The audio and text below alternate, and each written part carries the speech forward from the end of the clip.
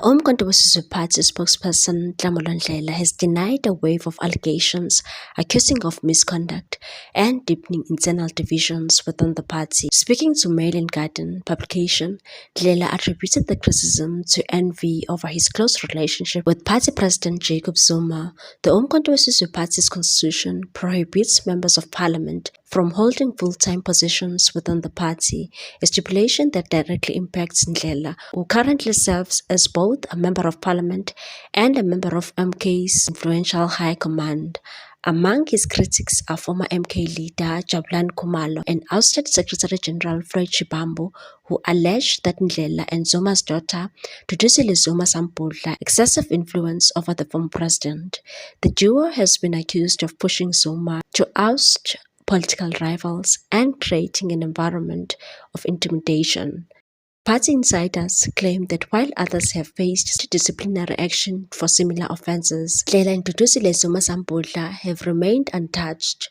Critics further allege the two behave as though they are untouchable founding members of the party. Ndlela said there has been a coordinated campaign against us since the formation of the Umkhonto weSizwe Party on 16 December 2023, referring to what he called the 16 December faction, a group that claims to represent the party's founding members in contrast to those who joined post-election from other political movements. He pointed to the early days of the party to justify his central role and said from day one, if you recall, there were three faces introducing Umkhonto weSizwe Party: President Zuma, Dudu and myself. We handled the media and led the public discourse. Ndlela dismissed speculation that his relationship with Zuma Sampudla extended beyond politics, calling the claims lies meant to discredit them. The political mudslinging has escalated in recent months. Shivambu, now expelled from the party for an unauthorized trip to Malawi, accused Ndlela of drug use and Zuma Sampudla of intoxicated social media outbursts. In February, she wrote on X that Shivambu was the worst thing that happened to Umkhonto weSizwe Party and called him useless, later adding "F you Floyd," although she did not tag him directly. Despite a public apology and assurances from the party that Zuma Sampudla would face a disciplinary hearing, insiders say no action has been taken. Further allegations include Ndlela's purported role in leaking a fake letter to news outlet ENCA, suggesting that Umkhonto weSizwe Party parliamentary caucus wanted to remove Chief Whip Colin Makhubele over her pro-Israel views allegedly at odds with the party values. However, sources believe this was a retaliatory move after MK Party Deputy President John Hlophe informed Ndlela of his removal as Whip of Communication. In a letter to Ndlela, Hlophe cited a pattern of rude, arrogant and dismissive behavior that undermined collaboration within the Whippery team. He also accused Ndlela of fostering factionalism and creating tension among members of parliament. Ndlela, however, publicly denied the removal, claiming Hlophe's letter was a fabrication. In response, Hlophe held a press briefing to reaffirm its authenticity. According to insiders, Nhlamulo Ndlela and Duduzile Zuma Sampudla attempted to lobby Zuma to turn against both Hlophe and Makhubele, but their efforts were reportedly dismissed by the former president. While sources revealed that the party was preparing to discuss the duo's conduct, there has been little movement on that front. Umkhonto weSizwe Party's disciplinary chair, Advocate Dali Mpofu, confirmed that Ndlela has not appeared before the committee. Ndlela said there's no need for a hearing. I resigned from the role of whip long after the alleged events. I initially served under Mzwanele Manyi and later stepped down to make a way for Makhubele. I was then asked to stay on as head deputy, which I accepted. The controversy underscores growing tensions within the Umkhonto weSizwe Party, which after a strong debut in the 2024 general elections, now finds itself increasingly consumed by internal power struggles.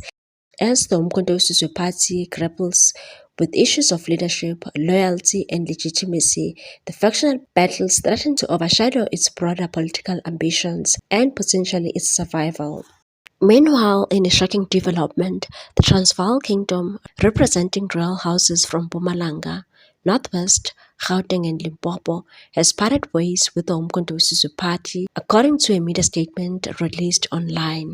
The statement reads as follows: Media release Transvaal Kingdom State of the Monarchs Royal Houses from Mpumalanga, Gauteng, Northwestern Limpopo have resolved to officially announce that they do not support or work with Umkhonto weSizwe Party effective from 3 August 2025 under the Kingdom of Nzuza Kamusi Kingdom, King Dzundza, Mohaduba Royal Kingdom, King Lekuleni, King Dzele, Queen Sheba, King Manana, Amanguni Royal Kingdom.